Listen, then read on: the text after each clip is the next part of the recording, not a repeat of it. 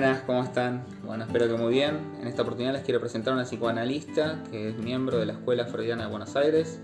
Allí ha dictado varios seminarios y también ha participado en diferentes cárteles de dirección y a su vez es docente y supervisora en la institución Fernando Ulloa, como también es profesora titular de la PPS Clínica en la UMSA. Con ustedes la licenciada Carolina Polak. Hola Carolina. Bueno, Julián, el gusto es mío. La verdad que esta iniciativa tuya me parece hermosa, aprovechar las nuevas redes, las nuevas formas de comunicación para hablar de lo que nos gusta, lo que nos apasiona, lo que nos interroga, lo que nos causa, así que encantadísima. Sí, la verdad que nos causa, nos apasiona, nos interroga y todo esto que mencionás de buena manera. Entonces vamos a comenzar por ahí hablando un poco del tema en cuestión, que es el psicoanálisis, un gran tema como para abordar de distintos lugares. Y en principio que quisiera consultarte cómo ves hoy la actualidad del psicoanálisis de acuerdo a los avances de otras psicoterapias, otras orientaciones dentro de la psicología a lo largo de los últimos años y qué lugar tiene el psicoanálisis hoy aquí en la Argentina en estos momentos por fuera del contexto de la pandemia, sino en líneas generales. Bueno, qué pregunta. Bueno, Buenos Aires es un lugar, me parece a mí, por lo que leo y por lo que escucho de otros lugares, un lugar excepcional para el desarrollo, la práctica y la investigación en psicoanálisis. Es un fenómeno raro Buenos Aires. Los sociólogos, los historiadores, los antropólogos se preguntan por qué. Digo Buenos Aires y digo el Río de la Plata, por supuesto, Uruguay, Rosario, Córdoba, Argentina en general, ¿no? Me salió el centralismo porteño un poco, perdón por los colegas. Pero hay muchos colegas, muchos sociólogos, muchos antropólogos se preguntan por qué. Yo por supuesto que no puedo dar la respuesta, obviamente tiene que ver, seguramente es una consecuencia de la reforma universitaria del 18, vanguardia, muy anterior a lo que fue el Mayo francés, pero con ese ideario, el acceso a la universidad de los distintos pobladores, digamos, de los distintos ciudadanos, de las distintas clases sociales. La universidad dejó pública, de calidad, para todos y todas, no se decía así en esa época, pero se pensaba ya desde ahí, eso posibilitó seguramente el todas y todas, que también Buenos Aires es vanguardia en esta cuestión de la deconstrucción. Entonces, me parece que eso, más nuestra tradición universitaria de formarnos siempre mirando a Francia, siempre la Universidad de Buenos Aires, la Universidad de Rosario, siempre miraron a Francia como referente cultural, hizo que nuestro lugar, nuestro país sea una rara avis en el mundo. La verdad que en el mundo no se trata de psicoanálisis, ni aún en Francia, por lo que tengo entendido, hay como un retroceso en la salud pública. Si le sumamos la tradición universitaria a luego la inclusión de los psicoanalistas en los hospitales, ¿no? Que fue realmente impensado para Freud, cuando se preguntaba los nuevos caminos de la terapia psicoanalítica, los psicoanalistas nos íbamos a meter en los hospitales públicos. Entonces, eso hace que Buenos Aires, especialmente, bueno, el lugar donde vivo, donde practico, donde ejerzo mi profesión, que es el lugar que más conozco, sea un lugar excepcional. No sucede así en el mundo, donde obviamente se trata del avance de las TCC y de las tecnociencias que va de la mano del silenciamiento del sufrimiento, del padecimiento, de los sujetos. Tengo un amigo, en realidad es un amigo de mi pareja, que es rector de una universidad americana, él es americano, norteamericano, si me escucha mi hijo me mata, norteamericano, americanos somos todos. Estados Unidos. Y él siempre me pregunta, muy sorprendido, de qué se trata el psicoanálisis. que se dedica a otra cosa, ¿no? ¿De qué se trata el psicoanálisis? ¿Por qué el Freud? ¿Por qué Lacan? Él me cuenta que allí es muy raro poder acceder a un psicoanalista y en tal caso sería un junguiano, ¿no? Y Jung y su escuela triunfaron en Estados Unidos y tiene que ver con el American Way, tiene que ver con la adaptación, más todo el desarrollo de la psiquiatría, de la farmacología. Entonces, bueno, somos raros, ¿no? Es como cuando le preguntan a un sociólogo y salvando las distancias, ¿qué es el peronismo? Se rompen todos los libros, ¿no? ¿Cómo explicarlo? ¿Cómo es el peronismo? Bueno, ¿por qué el psicoanálisis? Y bueno, acá el psicoanálisis, los porteños, los rosarinos, los uruguayos, los tucumanos, prefieren ir a contarle a alguien qué les pasa, que los acompañan en sus preguntas. Antes que ir a tomarse una pastillita, los hay también, lamentablemente, y los hay cada vez más. No estoy en contra de la psicofarmacología, obviamente a veces es una herramienta de muchísimo valor también para nuestra práctica, pero bueno, tenemos este amor por la palabra y acá estamos.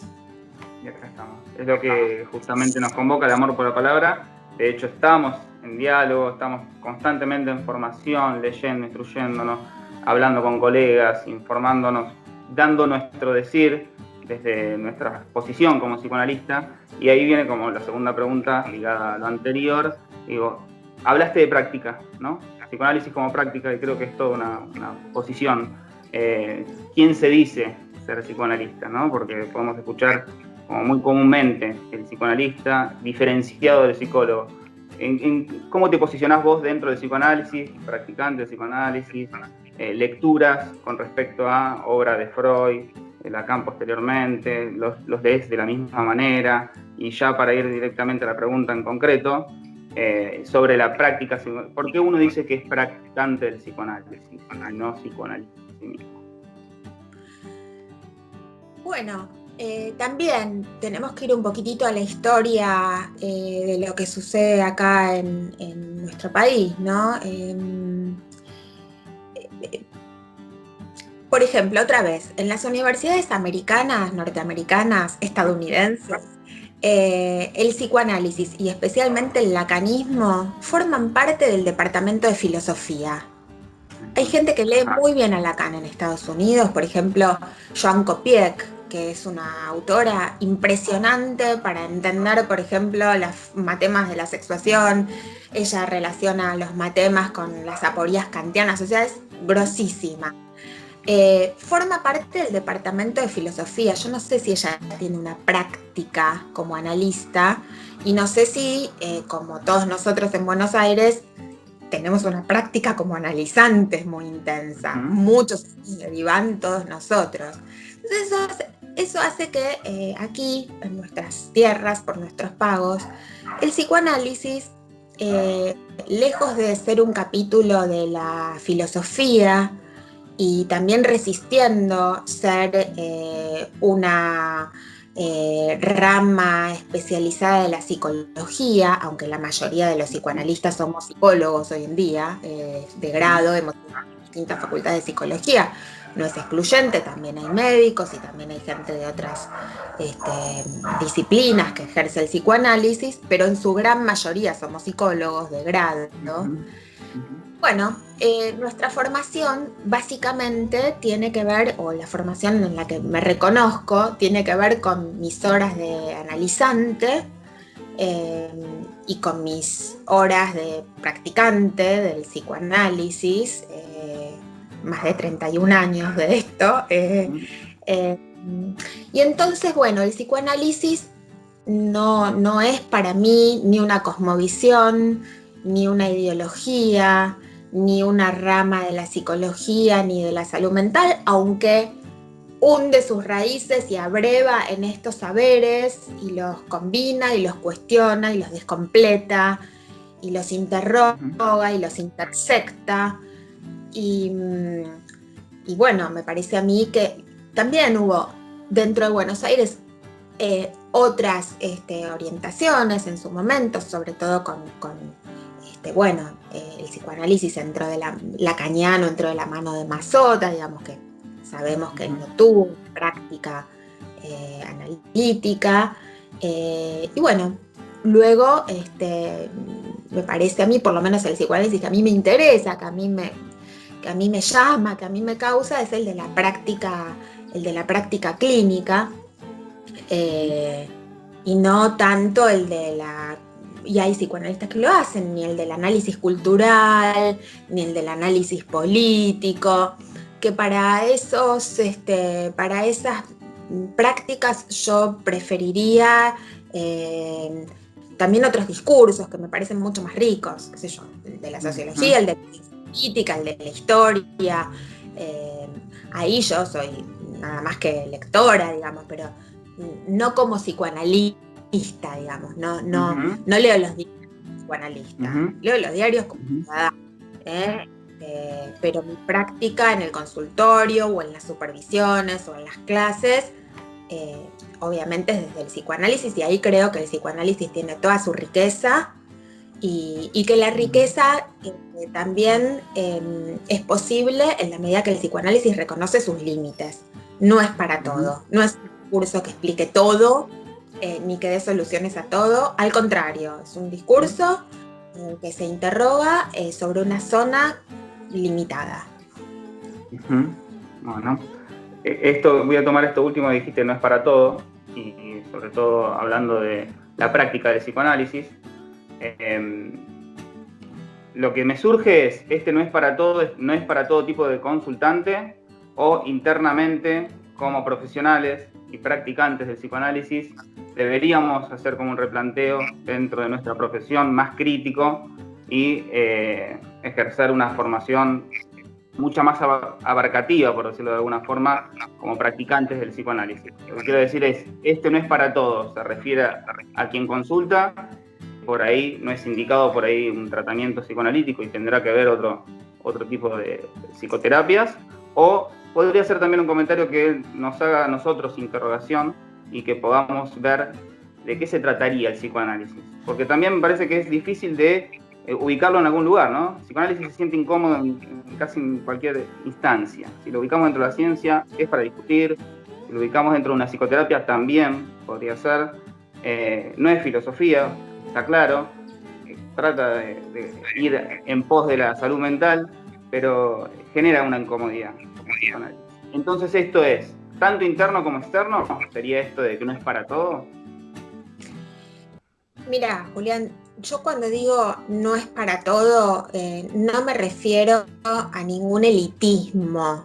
No digo para estos pacientes sí, porque tienen mayor nivel de educación, o porque son más cultos, o porque están no me refiero a ningún elitismo, ni cultural, ni económico, ni educativo, para nada. Y lo digo porque durante mucho tiempo fue así, o se tildó así el psicoanálisis. Bueno, el psicoanálisis es para las clases medias o las clases medias cultas, elevadas, y como decíamos al principio de nuestro encuentro, el psicoanálisis tiene una larga trayectoria en Argentina en los hospitales, donde concurre gente que no paga, digamos, no paga con dinero, paga de otras maneras, ¿no?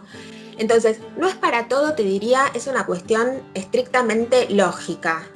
No es para todo quiere decir, no es un discurso que dé respuestas para todo. Y también, internamente, en nuestra práctica clínica concreta, muchas veces necesitamos de otros aportes, de otros discursos, necesitamos que nuestro paciente, como decíamos hace un rato, haga una interconsulta con psiquiatría, o por determinadas cuestiones propiciamos que la transferencia se lateralice y se reparta en no sé, talleres, en grupos, en otro tipo de intervenciones, con otro tipo de discursos, y de la misma manera al revés, es para todo aquel que tome la palabra, y que nos nos cuente qué le pasa. Con eso alcanza. Para todo aquel que venga a hablarnos, sí, por supuesto. Esté en la situación que esté y como pueda hablar. Para todos ellos sí. Veremos después qué hacemos. No lo recibiremos desde el estándar o desde la cura tipo, si es que la hubiera, cosa que ya cuestionaba Lacan allá lejos de ese tiempo, ¿no? Hay distintas formas de escuchar, pero para todo aquel que quiera venir a hablarnos, aquí estamos. Está bueno esto que mencionás también, hacer la distinción en cuanto a que no es elitista. Creo que si uno se queda con cierto contexto histórico de cómo comienza el psicoanálisis, en lo que es la Viena de comienzo del siglo XX, los alcances que tenía el psicoanálisis freudiano, incluso después en la continuidad del mismo, me parece que hay un gran recorrido histórico del psicoanálisis que va situándose en el contexto, ¿no? Por eso claramente está la frase reconocidísima de Lacan, de que no pueda ejercer el psicoanálisis a quien que no esté a la altura en el horizonte de su contexto, y ya sabido que tenemos que estar en el momento. Y para ir al contexto tenemos que hablar un poco de la pandemia, del coronavirus, cómo vino a tocarnos, y cómo vino a afectar a la sociedad mundial, ¿no? En todas partes donde estemos, ¿cómo lo has sentido vos dentro del campo de la escucha, de la profesión y de la práctica? Todo esto que sucedió en los últimos tiempos y el tener que readaptar un poco el dispositivo tradicional a estas nuevas formas. Nos estamos contactando a través de una pantalla y creo que aún así se puede. Me gustaría saber cómo fue tu experiencia con esto. Sí, qué experiencia, ¿no? Nunca nos hubiésemos imaginado esto. Quiero decir que yo era de las que decía antes de la pandemia, no, ¿cómo vamos a atender a través de las pantallas? No tiene nada que ver. ¿Cómo no va a estar el diván? ¿Cómo no va a estar el consultorio? La presencia de los cuerpos allí. Bueno, voy aprendiendo mucho con esta experiencia. Por ejemplo, que la presencia no tiene nada que ver con... no tiene nada que ver o no necesariamente va de la mano con hola, buenas tardes, darnos la mano, subir por el ascensor. Que la presencia es otra cosa, que la presencia del analista es otra cosa, que el estar ahí es otra cosa. Voy pensando de nuevo el espacio, voy pensando de nuevo el tiempo, voy pensando en la tensión entre las variantes y los invariables del dispositivo analítico. Y cómo nosotros, así como Lacan viene a sacudir el árbol y a decir, che, a ver, el psicoanálisis no se garantiza de tener 3 veces por semana sesión de 50 minutos, uno en el diván y otro en el sillón. El psicoanálisis es otra cosa, no se garantiza por el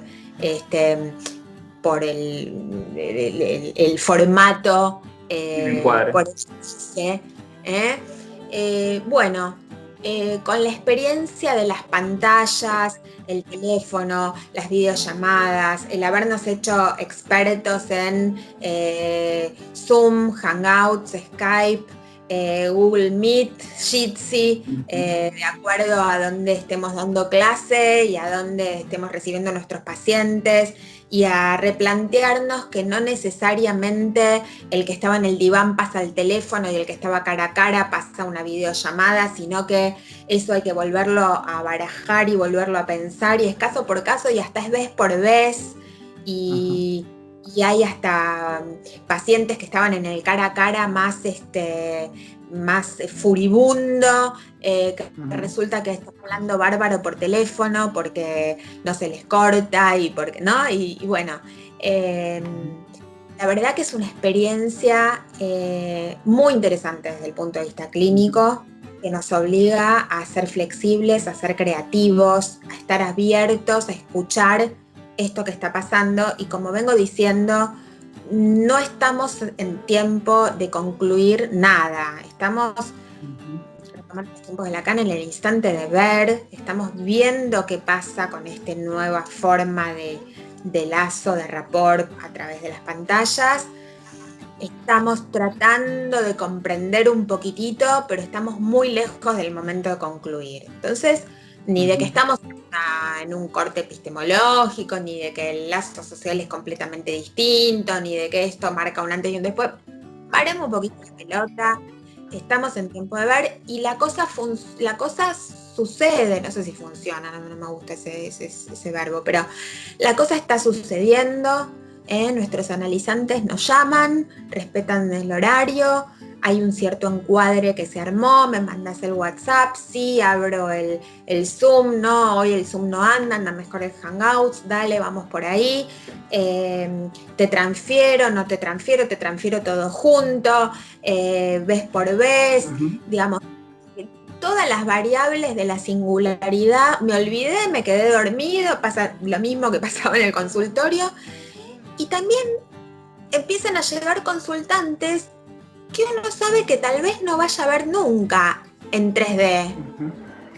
Está empezando a pasar que me consulta alguien de Bahía Blanca, no sé si nunca, pero alguna vez vendrá, tal vez, o no sé qué tan seguido viene a Buenos Aires, o eso por ahí llama gente que vive en lugares recónditos que no va a venir a Buenos Aires, y uno toma la escucha igual, acepta y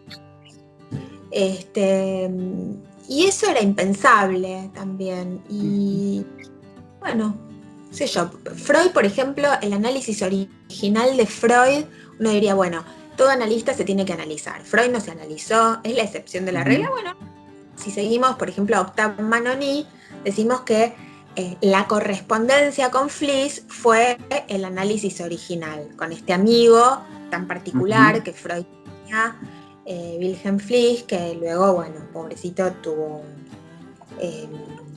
un brote paranoico.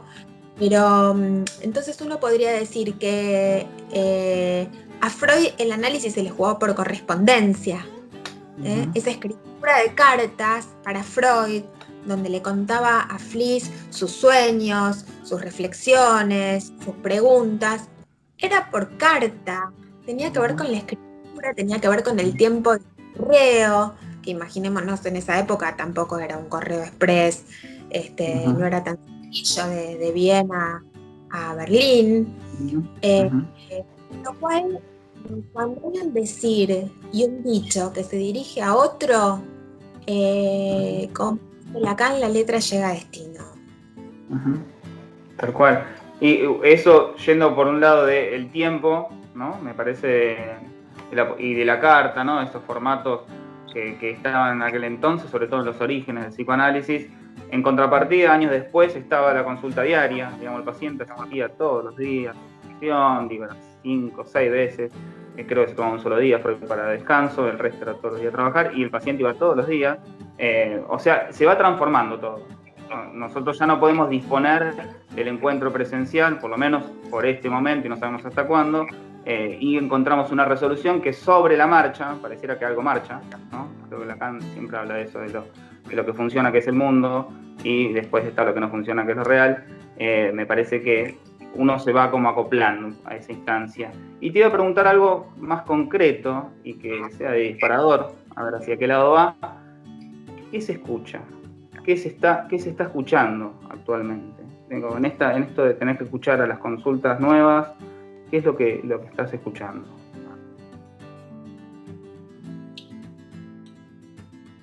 Qué pregunta. Porque lo que escuchamos, no sé si cambia. Quiero decir, es el padecimiento, es el dolor,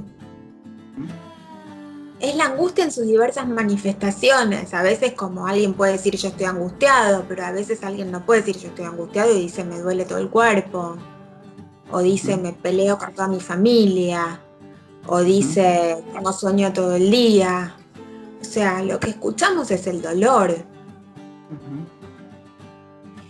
como pueda decirse, y nosotros tratamos de a ese dolor darle algún cauce.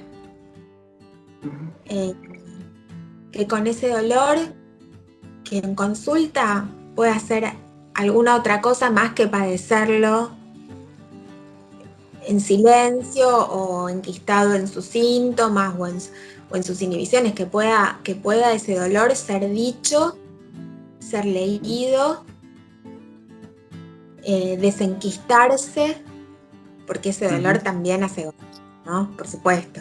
Tiene beneficios secundarios, como decía Freud. Entonces, que ese alguien pueda dejar ese beneficio secundario y acceder a algún otro goce, no el del dolor. Pero hay cuestiones epocales en que el dolor toma vestiduras epocales también, ¿no? Ataque de pánico, por ejemplo, qué sé yo, en algún momento los trastornos de la alimentación, las impulsividades. Hay cuestiones seguramente epocales. A mí, yo no tengo esa mirada porque trato de que mi escucha sea absolutamente singular. Supongo que si alguien tuviera una mirada más histórica, más sociológica, podría hacer tener esa mirada más de águila, ¿no? Desde aquí va y ver lo que está sucediendo. Yo como no puedo porque es absolutamente singular y absolutamente puntual y lo que son las distintas manifestaciones de ese dolor. Tal cual. Bueno, sí, el inicio de tu respuesta va por ese lado, o sea, condice con escuchar una singularidad que tiene que ver el dolor, un padecimiento y algo bastante abarcativo que permite ahí emerger algún sujeto, creo que a través de las consultas posteriores y de los encuentros, y tratar de, bueno, ir encaminando eso para que deje de estar tan presente, ¿no? Sabemos que es imposible extinguirlo de cabo lleno de completud, porque es inherente al existir, pero aún así se puede dejar de padecer tanto, por decirlo de alguna forma. Y te iba a preguntar, porque hablando con otro colega en algún momento, decíamos que por ahí otras psicoterapias u otros lugares de apoyo para el sostén de esa persona que padece, tienen para ofrecer algo, ¿no? Es como que pueden prometer incluso como a través de cierto tiempo resolver algo. ¿El psicoanálisis tiene algo para ofrecer? Sería la pregunta. ¿Qué ofrece el psicoanálisis? Pero primero es, ¿qué ofrece el psicoanálisis? Y después iría deslizándose la segunda, que es, ¿tiene algo para ofrecer el psicoanálisis?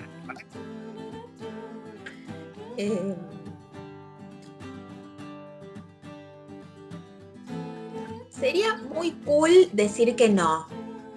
Ay, no tenemos nada para ofrecer, nosotros lo nuestro es puramente, bla, bla, bla. Como nosotros no le damos nada al paciente y no, es cool decir eso. Me gusta Es esa una respuesta. tentación. Es muy original. No, es una tentación decir, no, lo nuestro es bla, bla, bla. La verdad que alguien viene todas las semanas, paga plata que le cuesta mucho ganarse y sostiene eso en el tiempo. Quiere decir que esto para algo le sirve. No le tengamos miedo. Le sirve. No somos siervos, no estamos al servicio de, pero digo, en una sociedad utilitaria y capitalista como la nuestra, donde cuesta un montón ganar la plata y hay un montón de tentaciones de objetos, de servicios, de bienes, de pavadas, de lujo que la sociedad te ofrece para que consumas. La locura de ir a lo de un fulano o una fulana a contarle justamente lo que nos pasa, el dolor, lo más vergonzoso, lo más íntimo, lo más difícil, aquello con lo que nos enredamos los pies y no podemos resolver y nos duele y nos pesa.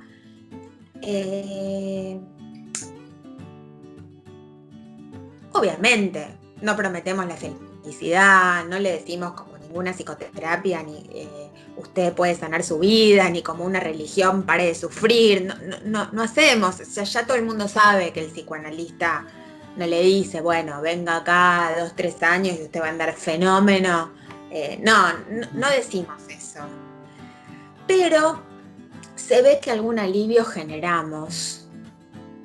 Se ve que la gente que nos consulta, cuando se produce esto que vos decías recién, algo del efecto sujeto, cuando dejan de ser padecientes, personas que sufren, y algo del efecto sujeto se produce, porque entonces el sujeto es aquel que no solo está dividido por su palabra, sino por el objeto que lo causa en su deseo. O sea, cuando el sujeto empieza a ponerse en contacto con ese deseo, que no es el deseo de eso, no es la voluntad de ese objeto del intercambio económico, sino con un deseo, con un objeto oscuro que lo causa, que lo despierta, que lo mueve, que lo vitaliza y que lo vigoriza. Tenemos eso para ofrecer. Mirá, tenemos esto, te ofrecemos esto. Te vas a enterar que hay un objeto que te causa, que te despierta, que te dan ganas, que te lava la cara, que te hace pararte de otra manera, hablar de otra manera, vincularte con los otros de otra manera. Eso es un montón.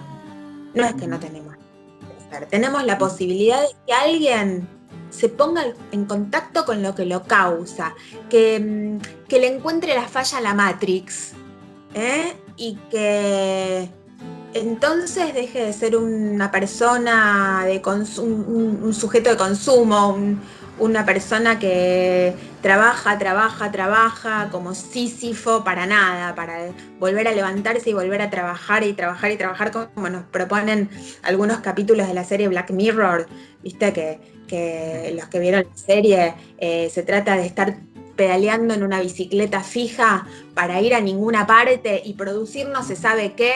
Bueno, que esa persona, que ese consultante aquejado, agobiado, angustiado, fastidiado, enojado, venga y se encuentre con que hay algo que lo despierta, lo despabila, lo alegra, lo sorprende, aunque sea lo enfurece, bueno, lo vivifica. Tenemos eso para ofrecer, es enorme. Obvio que no es la felicidad, que el encuentro con ese objeto no te genera la felicidad, la paz mental, ni el acuerdo con el universo. A veces es horrible estar tan causado por eso y no saber qué hacer con eso. Y bueno, y el analista también acompaña al sujeto a que vea que Pirulín inventa con eso, ¿no? O sea que es enorme lo que le podemos ofrecer a no es feliz necesariamente, pero es estar vivo. Pero, y esto es muy difícil de, digamos, es un ofrecimiento en cierta forma velado, me sale decir. No es un ofrecimiento que uno pueda discursivamente prometer algo de esto, ¿no? De que detrás de todo un trabajo de encuentro, de tratamiento y de poder superar ciertos obstáculos, uno va a tener un alcance, o sea, no hay una meta. Digamos, es algo que se va desarrollando y que habrá que ver si, generado por el lazo transferencial que pueda tener el analizante con el analista, se puede llegar a ese punto. Después habrá que distinguir si realmente hubo algo o algún factor puntual que pudo hacer que se desarrolle el tratamiento o cuál no. Digamos, es muy difícil de distinguir por qué en algunos casos con algunos pacientes se puede trabajar y se puede alcanzar eso que está todo detrás, ¿no? Eso que está velado, y en otros no hay como una gran incógnita y no se podría responsabilizar ni a una parte ni a la otra. Son los misterios del amor, Julián, son los misterios del amor. ¿Por qué sucede el amor? El amor de transferencia es como cualquier otro amor, nos dice Freud desde el inicio, ¿no? Obviamente no hay encuentro sexual, no hay encuentro carnal entre analista y usante, pero se trata del amor, los misterios del amor. A veces se produce, te presentan un candidato bárbaro y no te pasa nada, por más que ese analista tenga todos los pergaminos, vos decís, este tipo no me escucha, no pasa nada, no me dan ganas de ir, y ese analista puede tener los mejores pergaminos. Y del lado del analista, y del lado del analizante hay, por supuesto, y aquí entramos bueno, en las singularidades, hay quienes están más disponibles para el amor que otros, ¿no? Que tienen más facilitada la vía de las neurosis. Si me pongo psicopatológica diría, bueno, una cosa son las neurosis de transferencia y otras cosas son las neurosis que no son de transferencia. O podríamos decir, hay sujetos que ya tienen el lenguaje organizado en discurso y entonces se dirigen al otro, y hay sujetos que están en el lenguaje pero que no tienen su organización discursiva prelista como para que eso suceda, ¿verdad? Hay diferencias, no me gusta ponerme en psicopatóloga, pero sí, hay diferencias, no es lo mismo. Pero aún en aquellos casos donde el lenguaje no está organizado en discurso, esos sujetos a veces se sienten más cómodos hablando con alguien, o prefieren ir al encuentro de hablar con alguien, o prefieren ser escuchados, o se ponen contentos cuando ese encuentro es con alguien que cuando es con X. O sea, hay una direccionalidad, ¿no? De acuerdo. Bien. Sí, tomo esto último cuando ya desarrollabas algo más conceptual. Voy a decir así, te saco un poco del consultorio y te llevo al aula, porque sé que sos enseñante, docente, transmisora del psicoanálisis. Me gustaría saber, en principio, cuáles son tus referentes dentro del psicoanálisis, a quién podrías mencionar, si vas a los clásicos, y a su vez, así ya hago todo uniformemente la pregunta de referentes dentro del psicoanálisis y qué otro tipo de lecturas fuiste vos construyendo y tomando, nutriéndote de otros lados para llegar a este alcance de la psicoanalista que sos hoy, digamos. Mira, obviamente los referentes clásicos, nadie puede decirse psicoanalista si no recorrió y sigue recorriendo a Freud, ¿no es cierto? Freud, obviamente, Lacan, por supuesto, tengo una formación lacaniana. Dentro de mis contemporáneos, de mis maestros, he estudiado, tuve la suerte, pues es que yo estudié en Rosario, en la facultad, y cuando me vine a vivir a Buenos Aires apenas recibida, fue increíble, porque dije, uy, todos los que leí en la facultad, ahora voy a poder estudiar con ellos. Y fue genial. Fue buenísimo, porque para mí eran textos que me daban en la facultad, de Isidoro Beck, Silvia Amigo, José Suberman, Ricardo Rodríguez Ponte, y fui estudiando con cada uno de ellos, y con algunos sigo estudiando, y bueno, ha sido un privilegio, un lujo, Heinrich, en fin. Y de los franceses me gusta mucho Guy Legoffé, trato de leerlo porque me parece que es muy lógico y muy claro. También me gusta leerlo un poco a Lush, aunque no está dentro de la corriente. Bueno, en fin, hay Mayet Viltard, me gusta mucho también dentro de los franceses, me sirve muchísimo. Y bueno, y la verdad que cuando yo empecé la facultad de psicología, era muy chica, como todos, ¿no? Qué locura, a los 17, 18 años tener que elegir qué carrera uno va a seguir y qué es lo que va a hacer el resto de su vida. Ahora que tengo hijos de esa edad, digo, ay, qué difícil, ¿no? La verdad que yo no sabía si anotarme en psicología o en letras, porque yo era una lectora de literatura, y bueno, para mí la literatura es el pilar, es la base, es antes que el psicoanálisis fue la literatura. Mi encuentro a los 15 años con la metamorfosis de Kafka me cambió la vida. Por supuesto Kafka, Borges, Cortázar en su momento. Kafka y Borges siguen ahí siempre, y tantos otros, qué sé yo, Sos, qué sé yo, no sé, La literatura siempre, dentro de la literatura, Dostoyevski, los clásicos, ahí sí no leo mucho contemporáneo. La verdad que leo más clásicos, no leo mucho literatura contemporánea, sí psicoanálisis contemporáneo, o sea, ver lo que están pensando los maestros vivos y los colegas, los amigos. Me gusta leer a mis amigas y amigos, Mariana Davidovich, Vanessa Starasilis, Eduardo Urba, Javier Zielecki, Eduardo Olzan, Miriam Berkovich, o sea, mis amigos, me encanta leer a mis amigos, acompañarlos, me nutro de ellos, Zulma Verón, en fin, tantos amigos que pienso y que me hago amiga por eso, por cómo piensan, cómo se cuestionan, cómo me interesan. Bueno. Convocan, ¿no? Digamos, nos convocan por ahí tener a ciertas cercanías que están en la misma profesión, a veces no tan cercana, pero sí hay la escritura.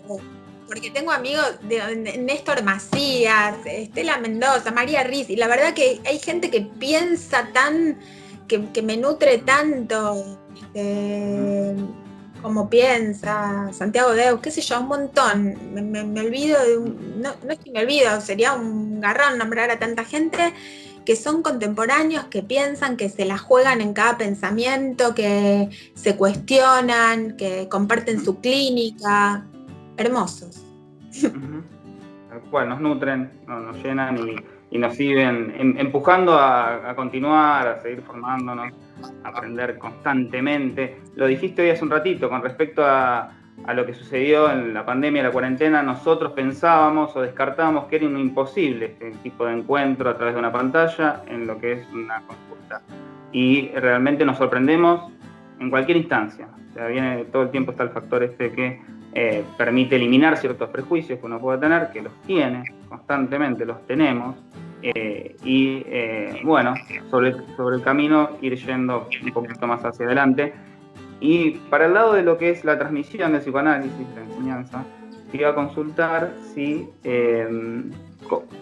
cómo vos preparás tus clases, cómo te gusta a vos leer la obra de Freud y de Lacan. Hay determinados textos de ellos o seminarios en Lacan o clases inclusive que consideres que, bueno, acá hay cierta claridad que hace que después la transmisión, bueno, le dé una formalización mucho más fácil de transmitir o más accesible de transmitir a esos primeros profesionales que recién se recibieron o que están haciendo un posgrado inicial. ¿Cómo lo llevas todo eso? Y si hay algún texto de referencia que consideres que está bueno para tomar como hilo conductor, lo escuchamos. ¿Cómo preparo mis clases? Con mucho tiempo.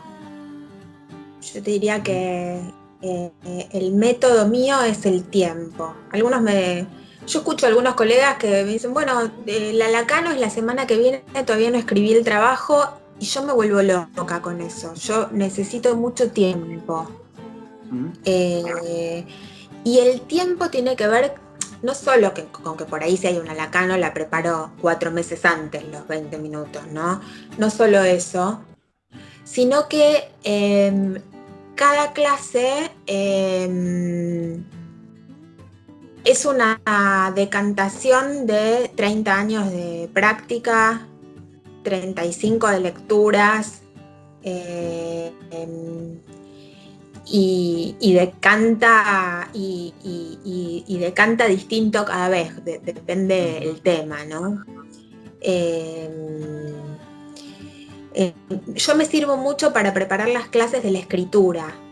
No es que después voy a leer lo que escribí necesariamente, pero cuando escribo pienso. Escribo una parrafada de cosas, y después si la clase se trata de leerla, hago per via di levare, como dice Freud, que hace el escultor, saco.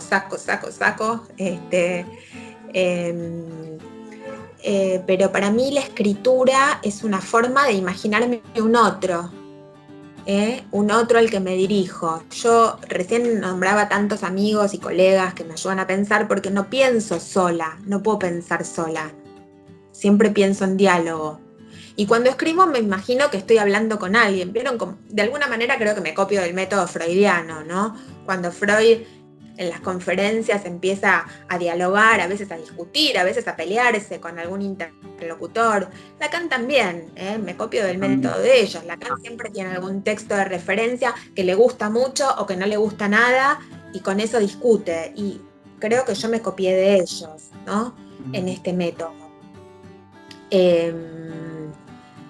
Si tuviera que elegir algún texto de Freud, a veces alguien me pregunta que no tiene nada que ver con el psicoanálisis, me gustaría leer algo de Freud, ¿por dónde empiezo? Yo suelo recomendar el Malestar en la cultura. Es más sociológico. Porque me parece que es un texto amable, tiene una lectura sociológica, sí, tiene una primera aproximación, primera, segunda, tercera, sociológica, seguro, pero también es un texto enormemente clínico, también.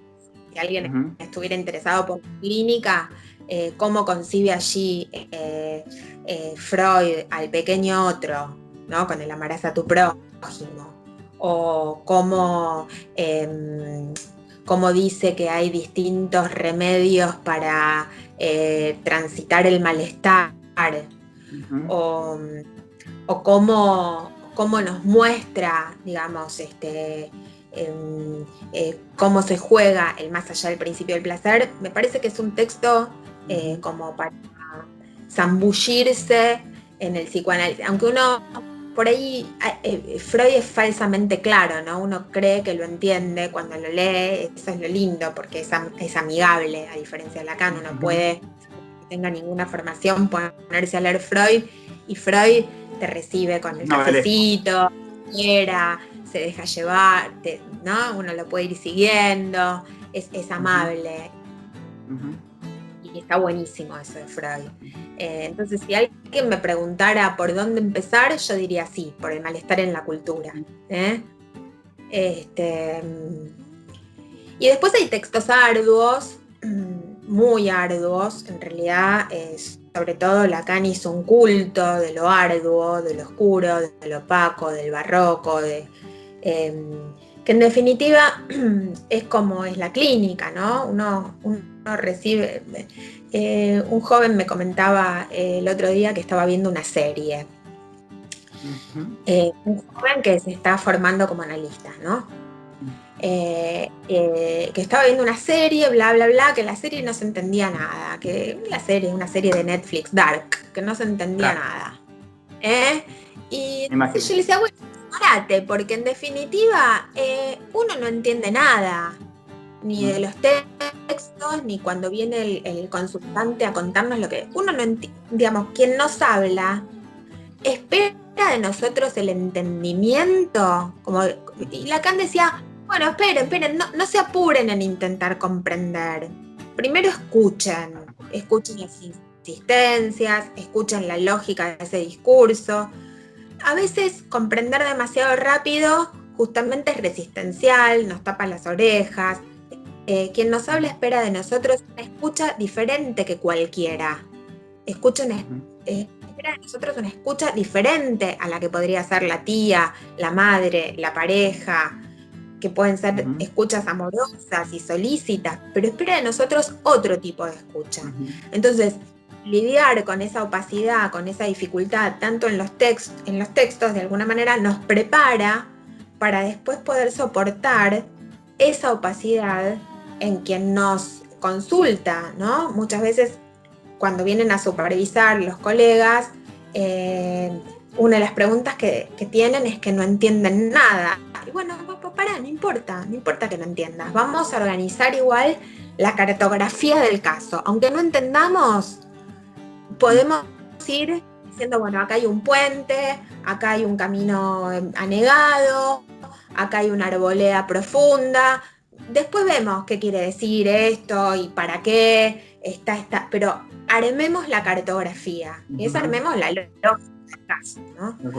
Bueno, también es como Leo, ¿no? Soportando que muchas veces no entiendo y que unos años después entiende o no va a entender nunca, o qué sé yo.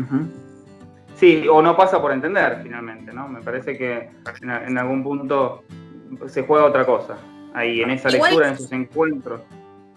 perdón, Julián, porque vos me preguntabas Sí, por mi faceta de enseñante, que igual sí. cuando yo enseño, tanto en la universidad, en la escuela freudiana, en Ulloa, sí trato de que se me entienda. O sea, no me identifico con la opacidad lacaniana que cumplía una función, etc. Yo trato de que el que viene a una clase que doy o a un seminario que es un espacio de construcción de saber con los otros, yo trato de decir lo que quiero.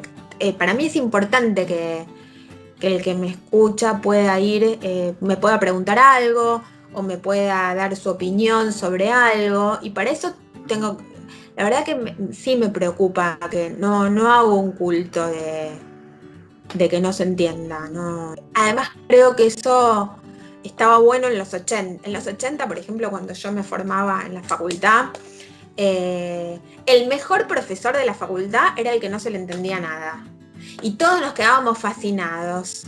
Y venían los franceses a dar alguna clase a la facu y nos encantaba que no se le entendiera un pepino. Y yo creo que eso por suerte ya pasó. No es lo que esperan los que hoy se forman. El efecto de fascinación de que esto sería una ciencia oculta, inaccesible y solo para pocos y para los más elegidos, por suerte ya pasó. Creo que la gente que se viene a formar a los distintos lugares quiere eso, formarse y que le den herramientas de trabajo, de escucha y que les digan por dónde es y por dónde no es. También pasó esta cosa, creo, que todo vale, todas las verdades son posibles. No, escúchame. Hay una escucha que es así, obviamente hay matices, hay diferencias, ¿no? Pero creo que hoy hay algún pedido de claridad que obviamente tiene que ver con estos tiempos, de la sociedad de la transparencia. Ahí nos detenemos, ¿no? Los analistas, no se trata de ninguna transparencia, no se trata de que la comunicación sea posible, no se trata de que no haya, por supuesto, ¿no? Nosotros obviamente somos hijos del inconsciente, entonces la opacidad nos habita, ¿verdad? El sujeto es desigual consigo mismo, o sea, está dividido. Pero bueno, no hacer un culto sobre eso, porque es como una práctica ocultista, sino. Esta opacidad ya no hace falta que le hagamos un monumento. Tal cual, sí. Si no, uno profundiza muchas veces algo que ya viene con cierta angustia, que profundizarla en un tratamiento a través de alguna intervención o con algún alumno que recién se está formando, generarle una confusión más allá de la que uno pueda traer, o las grandes incógnitas de qué se trata esto. Todo el tiempo estamos viendo, me parece que dentro del psicoanálisis, de interrogarnos cosas, de saber hacia qué lado llevarlas, cómo abordarlas. Incluso se generan debates dentro del psicoanálisis constantes. Entonces, que alguien pueda transmitir algo, dejando su seña, su lectura, su huella, me parece que eso sí debería ser marcado con cierta claridad. Y es tomable.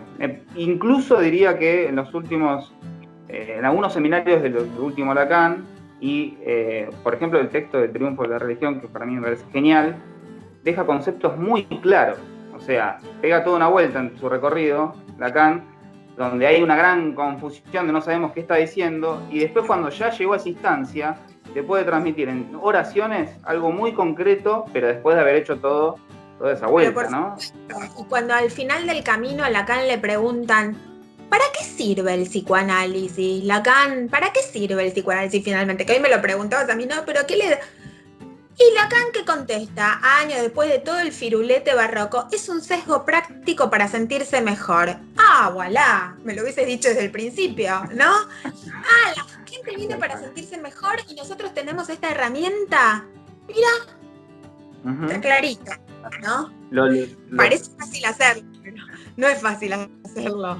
No es nada fácil, ¿no? Y también es necesario haber hecho todo como un recorte de grandes preguntas que no se responden sencillamente, digamos. Eso lo puedes decir después de haber hecho todo ese desarrollo teórico, de confundirte, de encontrarte con puntos ciegos. Con Freud también pasa algo similar en la obra, ¿viste? El periodo de Freud también presenta cierta claridad y aún así deja abierto interrogantes para quien quiera seguir, pueda seguir profundizando y saliendo. No creo que entramos y salimos constantemente, estamos ahí en esa instancia. Bueno, ha sido un placer, espero que lo hayas disfrutado, podríamos extenderlo siempre mucho más. La pasé bárbaro, porque siempre hablar de esto ¿no? Nos hace pensar esto. Fue linda la entrevista porque me hiciste pensar cosas y contradecirme, reencontrarme, discutirme a mí misma, ubicarme en mi contexto. Te agradezco muchísimo, fue muy lindo. Tus preguntas estuvieron muy buenas. Se queda abierta una propuesta para futuro también, para un reencuentro, pero es necesario, me parece, hablar del psicoanálisis y a veces poder decir nosotros. Por eso creo que convoco analistas, sobre todo, que tienen un gran recorrido y que están en la enseñanza, para escucharlos, porque es apasionante escucharlos. Nosotros nos formamos, los que estamos recién comenzando en los primeros años, y sirve esto porque es como ir a la escritura que vos decías, ¿no? Que se prepara todo. Entonces uno cuando empieza a decir, se encuentra con ese decir. O sea, uno no puede planificar lo que yo te iba a preguntar ni para qué lado iba a seguir. Y en un momento de replanteo y de reflexión, y bueno, después uno dice, puede haber dicho esto, lo otro, no importa. Digamos, lo jugamos en el vivir, digamos, en la propia existencia. Así que me parece que es muy agradable haberte escuchado, y será así para quienes lo escuchen. Gracias por tu presencia. Claro, a vos, Julián. muy agradecido. Nos veremos próximamente. Dale. Estés muy bien. Hasta la próxima. Bye. Bueno, ha sido un placer escucharla, Carolina. Espero que lo hayan podido disfrutar también. Y bueno, seguir hablando de psicoanálisis en alguna otra instancia. Les dejo un gran beso. Adiós.